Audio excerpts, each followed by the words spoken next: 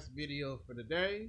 It is a different video. This video is going to be 50 Cent Unit versus LL Cool J.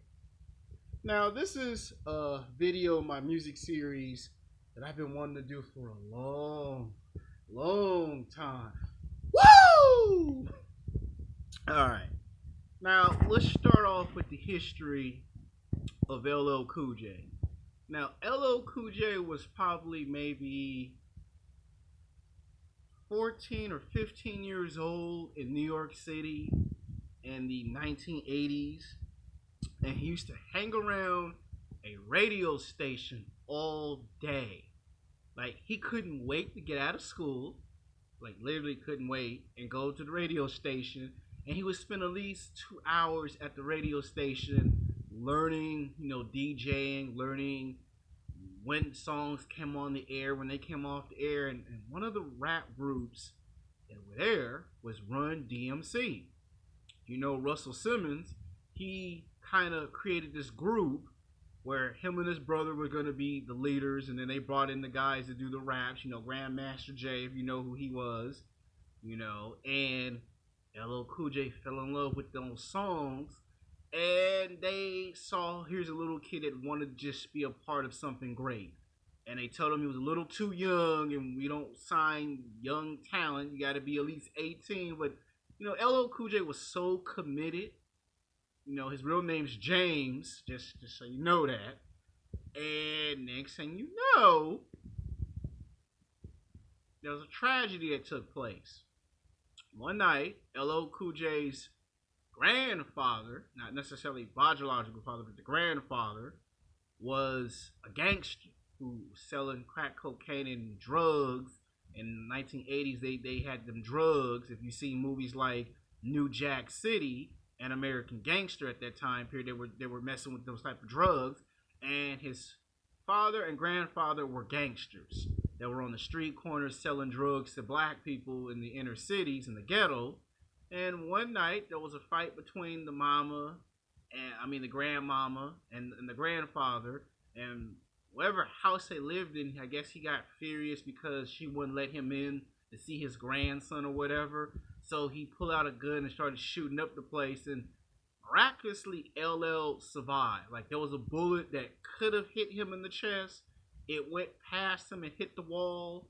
His mom and I don't know if his mother and father were present, but the grandmother was.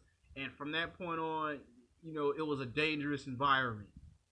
And that kind of showed at an early age the street life that LL Cool J would soon have to endure. Now, by the time we got to 1987, 1988, LL Cool J had already wrote some songs for Run DMC. To listen to try to convince them to let him get signed. And it was like, well, we're still not going to sign you, kid. But LL was just so damn determined that I said, all right, why not? It's a kid. It's not like people are going to really take him serious, which they was wrong at, because, he played Can't Do Without My Radio. Can't do nothing without my radio. Doom, doom. Can't do nothing without my radio. And it was a hit. And they was like, okay, that's just one song. And then he wrote a second song, and it was about a love song. Going back to Cali. All of a sudden, there was 2 songs, 3 songs, 4, 5, 6, 7, 8, 9. All next thing they know, everyone was calling to the radio to hear the young guy rap. No longer wanted to hear Run DMC. They wanted to hear this young guy. And because he got rejected by women, see, that's another thing. That's why I make all these YouTube videos for men from the ages of 18 to 29. LL Cool J used to get rejected by a lot of women. Black women would reject him, Latino women, white women, women just in general would reject him. All throughout his life in junior high and high school, he would get rejected. And it wasn't until one day he created a personality persona that we all know today. LL, baby. LL Cool J did that, and all of a sudden he had a name. And he blew up on the scene. I'm Bad. Like Michael Jackson had already made a song called Bad, and he took it and just I'm bad. I'm LO and I'm bad. And then he got into it with some New York rapper because it always happens. And this was like 1988, 1989. He dissed some dude, and the dude with some sunglasses dissed LL back, and LL dissed the shit out of him so bad that by this time LL was like 21, 22 years old in the rap game kicking ass. And by 1991, 92, he had fell off. Because, 1998 is when he got on fire, but 91, 92, he kind of fell off because at that point, Ice Cube came in, Dr. Dre, Snoop came in the game, Tupac showed up, all of a sudden it was NWA, Cypress Hill came in the game, and now he had a lot of competition. Guys like Biggie Smalls, Method Man, Jay-Z, DMX, all these guys were popping out of nowhere and getting record deals, and it was like he was the thing of the past. And he had a hard time at 21, going on 22 years old, accepting that reality, and then by the time he turned 23, going on 24 years old, he did one of the greatest rap songs of all times. A song that gets used in sports, especially boxing. Don't call it a comeback. I've been here for years, sticking around, and I'm just getting started. Don't call me clashes. Mama said I'm gonna knock you out. Mama said I'm gonna knock you out. A gangsta boogie. Oh hell yeah. A gangsta boogie. A gangsta boogie. All of a sudden LL was rapping hard on the mic. He went from I'm gonna make love songs to rapping hard on the mic. It's like LL don't do that. And you see, if you think about it, LL Cool J was Drake before there was Drake. LL Cool J was 50 Cent before there was 50 Cent. If you get where I'm going with this. And then in 1993, LL Cool J did a song called 4321, DMX and Method Man. Now, originally, Cannabis was going to be in this rap song, but Cannabis and LL Cool J did not see eye to eye, and LL told him it's my rap tour, and people came to pay millions of dollars to see me. At this point, LL was like 24, going on 25 years old, and it was like 1993 going to 1994 Summer Jam, and he convinced producers to kick Cannabis off the rap tour, which he made an album and a song called Second Round Knockout, which featured Mike Tyson. Yeah, Tyson was still in jail at that point. And he dissed him, and LL made Can I Bust? Yes, I can I bust? And LL showed that if he wanted to, he could kill a young rap artist's career in a blink of an eye. And this showed what type of person LL Cool J could become if you mess with him. At this point, LL had did 5 albums and was working on album number 6. And then LL, without anyone being aware of it, moved back to them love songs. And he was good at this shit. Hey lovin', hey lovin', hey lovin', this is more than a crush. Lovin', hey lovin', it's more than a crush. Love, hey lovin', Boyz II Men, yeah, he was with them. Yeah, he can't stop me from having daydreams. Just chase vanilla ice cream. LL Cool J was doing that. And then, of course, LL started to get into the movies and the television shows. And by the time LL put out album number 7, Something Like a Phenomenon, LL. Something Like a Phenomenon, LL. He had put out 7 albums in 10 years. Then he had the LL Cool J Greatest of All Times album. He put out 8 albums. And then in 98, he popped up in a movie called Even Guinea Sunday, where he got into a real fight with Jamie Foxx.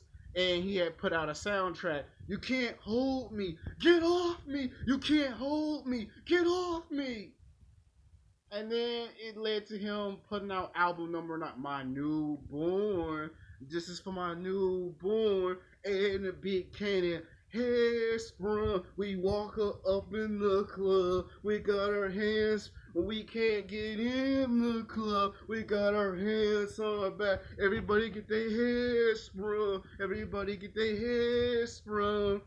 And a song with Jennifer. LL Cool J. I'm gonna lose control. You got what it takes to make me lose control. It's hard to control myself. It's hard to control. All of a sudden, LL had put out 10 albums, 11 albums, 12 albums. It was unheard of to have a recording artist put out 12 albums in a decade and a half. He doing movies, television shows, producing his own songs, writing his own songs, directing some of his own music videos, and putting out 12 albums in a decade and a half. Pop up in the 80s, take over in the 1990s, and then creep into the 2000s. Unheard of for someone to be doing that. And then LL, without saying anything, decided to disappear from the rap scene and focus on writing autobiographies. He wrote 3 books. He created the LL Cool J body workout plan. You know, he called it double platinum for guys that want to get into athletic shape. He wrote 3 books. He put out 12 albums. He did movies, television shows.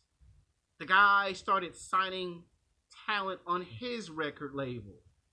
Guy now was just making money all over the world. You know, had a clothing line, tried to sell a shoe. Yeah, LL did try to sell a shoe.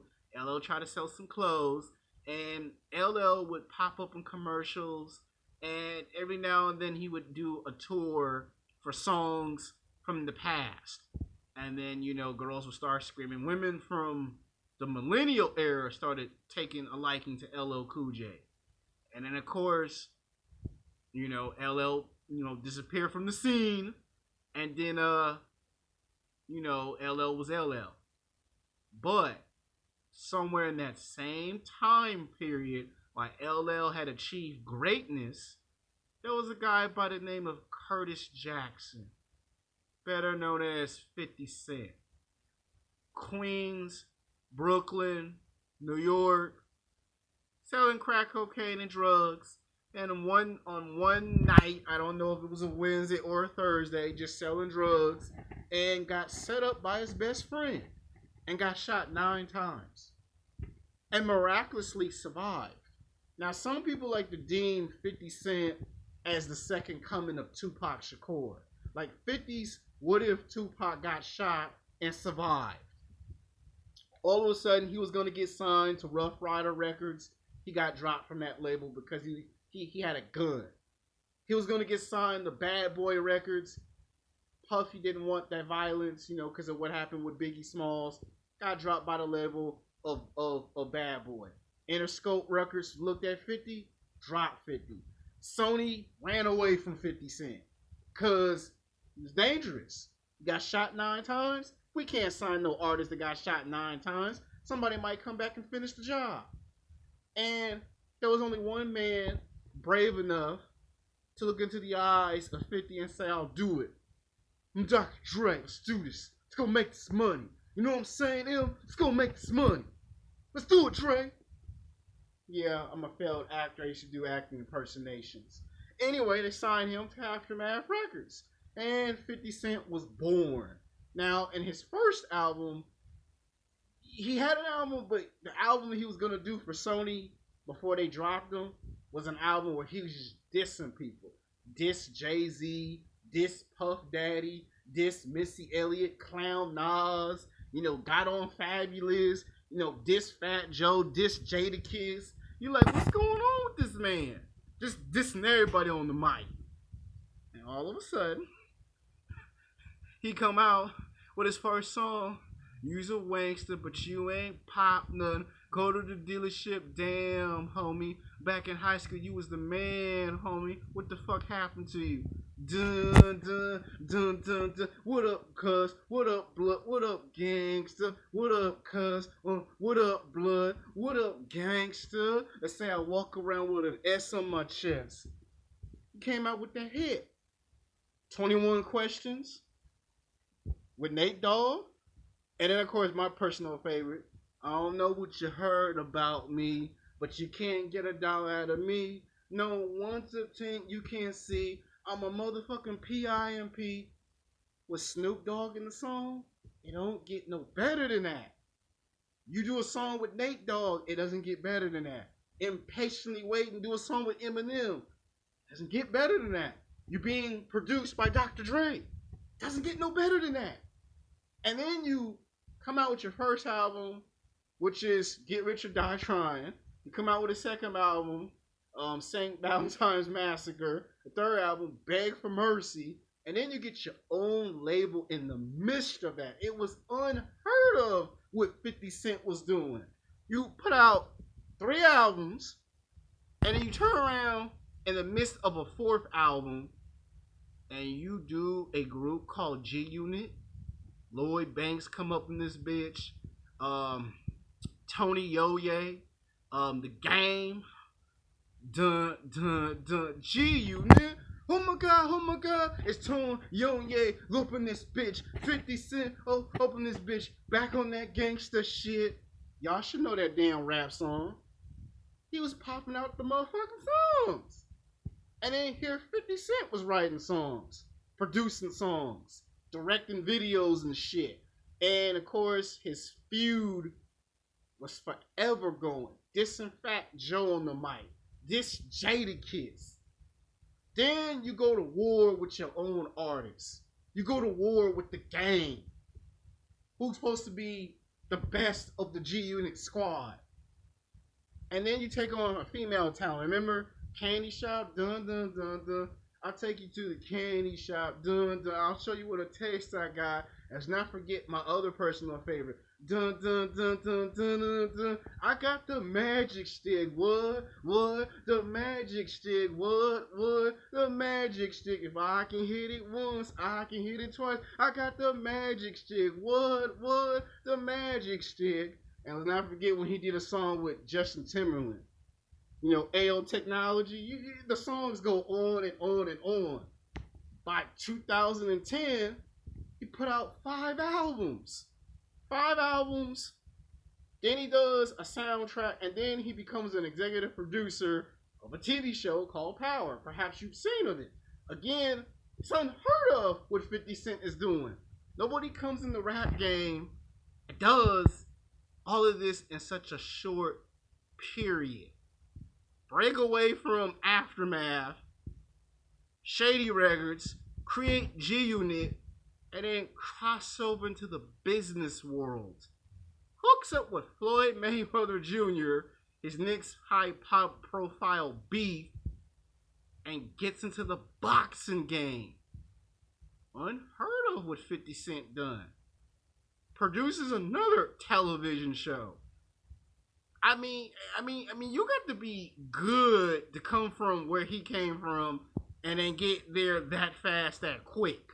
Like, it's unheard of what he's done. Now, if we look at LL Cool J's career, he popped out 12 albums in 2 decades, which is unheard of for an artist to do. He had a chance to become the head boss of Def Jam Records, but LL didn't want that responsibility, so they gave it to Jay-Z.